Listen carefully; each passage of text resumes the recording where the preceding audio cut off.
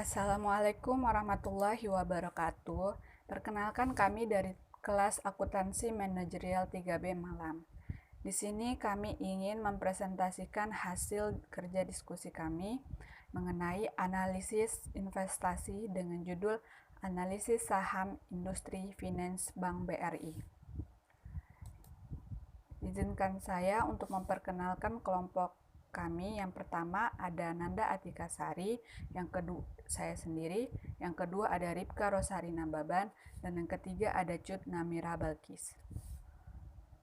Untuk pembacaan pertama akan dilakukan oleh Cut Namira Balkis. Kepada Cut, saya persilahkan. Baik, saya akan membaca bab 1 latar belakang. 1.1 Profil Bank Rakyat Indonesia atau BRI. Bank Rakyat Indonesia atau Persero Tbk adalah perusahaan yang bergerak di bidang perbankan dengan nama BRI. Perusahaan ini menyediakan produk dan jasa keuangan yang lengkap, mulai dari layanan konvensional maupun syariah, asuransi dan multi-finance untuk mencapai aspirasi sebagai penyedia jasa keuangan terintegrasi. Fokus usaha perusahaan berada pada segmen usaha mikro, kecil, dan menengah atau UMKM, serta menjadi pelopor mikrofinance di Indonesia. Berdiri pada tahun 1895, BRI adalah bank milik pemerintah terbesar di Indonesia. BRI memiliki nilai aset sebesar 1,126 triliun rupiah dan modal inti sebesar 159 triliun rupiah per Desember 2017. BRI masuk ke dalam kategori bank buku 4 dengan modal inti di atas 30 triliun rupiah. BRI memiliki 467 kantor cabang yang beroperasi di seluruh Indonesia dan 5 kantor cabang luar negeri yang beroperasi di Cayman Island, Hong Kong, New York, Singapura, dan Timur Leste. Saat ini BRI memiliki 5 anak perusahaan, yaitu yang pertama ada PT Bank BRI Syariah yang bergerak di bidang perbankan syariah, yang kedua PT Bank Rakyat Indonesia Agroniaga Tbk yang bergerak di bidang perbankan, yang ketiga ada BRI Remittance Co Ltd yang bergerak di bidang remitansi, yang keempat ada PT Asuransi BRI Life yang bergerak di bidang asuransi, dan yang terakhir ada PT BRI Multifinance Indonesia yang bergerak di bidang pembiayaan, investasi, modal kerja, dan multiguna. Pada tahun 2017, BRI mencatat pertumbuhan portofolio kredit sebesar 11,4% yang mencapai 739,9 triliun rupiah. Berdasarkan laporan keberlanjutan BRI tahun 2017, dari keseluruhan pinjaman yang disalurkan, terdapat 3 sektor utama yang paling banyak menerima pinjaman, yaitu yang pertama sektor perdagangan sebesar 34,32% atau 193,7 triliun rupiah, yang kedua sektor pengolahan sebesar 10,56% atau 59,61 triliun rupiah, dan yang ketiga sektor pertanian sebesar 10,52% atau 59,38 triliun rupiah. BRI merupakan salah satu dari 8 bank yang membentuk inisiatif keuangan berkelanjutan Indonesia, itu First Step to be a Sustainable Finance, yang diinisiasikan oleh Otoritas Jasa Keuangan atau OJK dan telah bekerja sama dengan World Wildlife Funding atau WWF Indonesia dalam melaksanakan keuangan berkelanjutan sejak November 2015 sampai Juli 2017. Bab 2 Analisis Investasi. Yang pertama, analisis fundamental. Berdasarkan grafik di atas, dapat dilihat bahwa setiap tahun nilai aset Bank Rakyat Indonesia atau BRI terus bertambah nominalnya. Bahkan, nominalnya cukup besar dengan nilai hutang yang selalu di bawah nilai pertumbuhan aset. Hal ini sangat baik bagi keberlanjutan bisnis perusahaan. Laba bersih yang diperoleh Bank Rakyat Indonesia setiap tahunnya juga bertambah. Hal tersebut mengidentifikasi bahwa perusahaan dapat beradaptasi dengan penawaran produk bisnis yang mampu disukai oleh pelanggan meskipun mengalami penurunan pada tahun 2020 saat pandemi corona. A. Earning per share. Jika dilihat dari data di atas, pada tahun 2018 sampai 2019, earning per share Bank Rakyat Indonesia mengalami kenaikan dan sempat mengalami penurunan pada tahun 2020 karena adanya corona. Namun di tahun selanjutnya, yaitu pada tahun 2021 sampai 2022, Bank BRI mengalami kenaikan lagi. Hal ini menandakan bahwa perusahaan mengalami pertumbuhan cukup baik karena dapat meningkat kembali. Semakin meningkat nilai EPS dari tahun ke tahun, maka perusahaan tersebut semakin baik karena laba perusahaan meningkat serta perusahaan dapat dikatakan bertumbuh. B. Price to earning ratio atau PER. Price to earning ratio disingkat dengan PER merupakan rasio yang menggambarkan harga saham sebuah perusahaan dibandingkan dengan keuntungan atau laba yang dihasilkan perusahaan tersebut. Berdasarkan data di atas, Price to earning ratio atau PER atau perolehan harga saham Bank BRI mengalami kenaikan yang cukup tinggi pada tahun 2020. Namun, harga saham dapat turun kembali pada 2 tahun selanjutnya.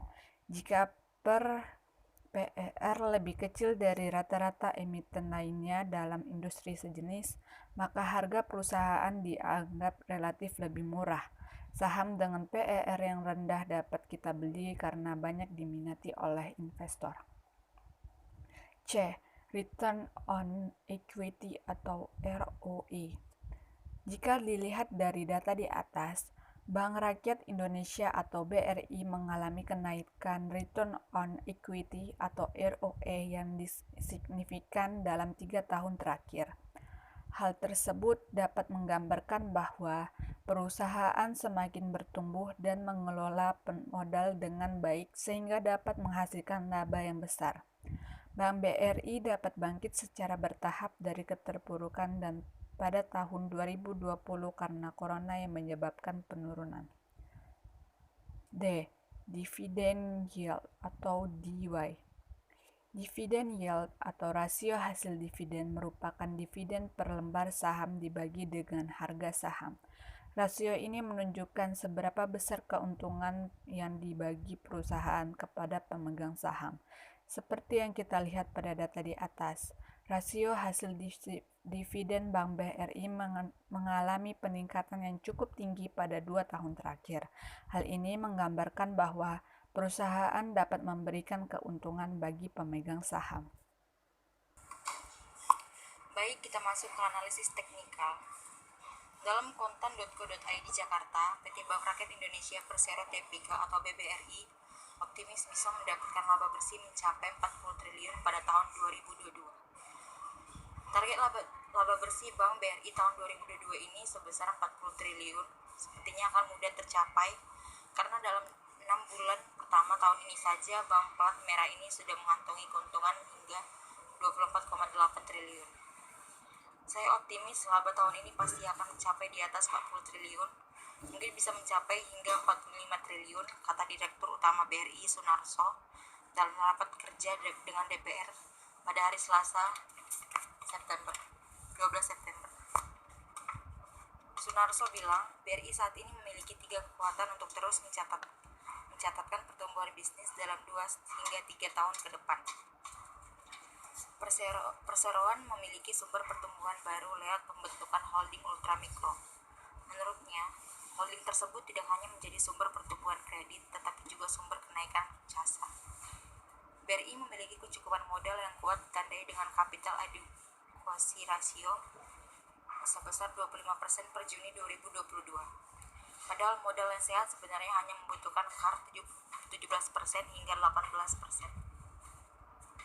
Dengan kelebihan modal ini, BRI masih cukup kuat untuk mendukung pertumbuhan bisnis dalam 2 hingga 3 tahun ke depan. Likuiditas BRI masih sangat cukup sejalan dengan rasio dana murah yang tinggi, yakni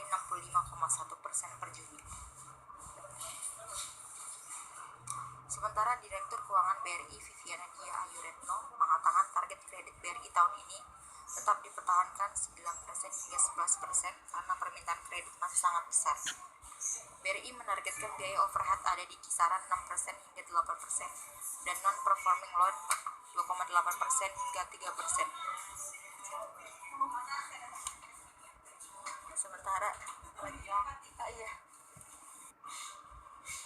Sementara target net interest margin atau NIM BRI menaikkan menjadi 7,7% hingga 7,9% dari target awal yaitu 7,6% hingga 7,9% karena ada perbaikan dari biaya kredit atau cost of credit atau COC.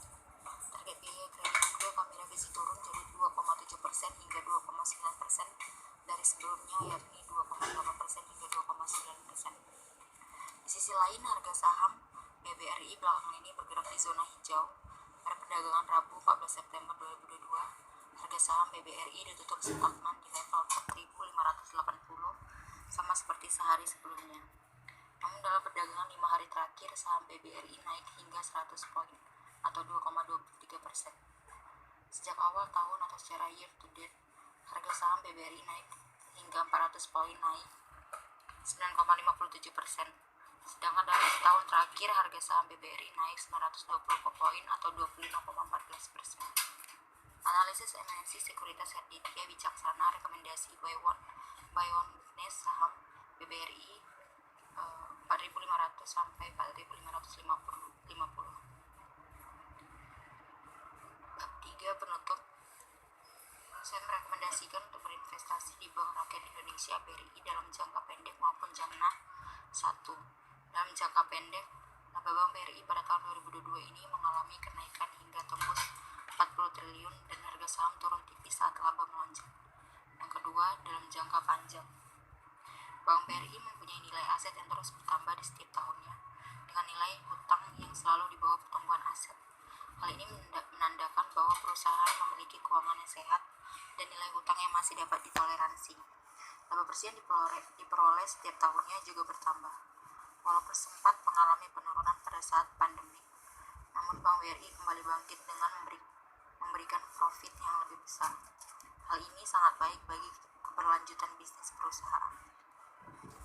Baik, sekian hasil dari presentasi kami. Kurang lebihnya mohon dimaafkan. Wabillahi taufiq wal hidayah. Wassalamualaikum warahmatullahi wabarakatuh. Terima kasih.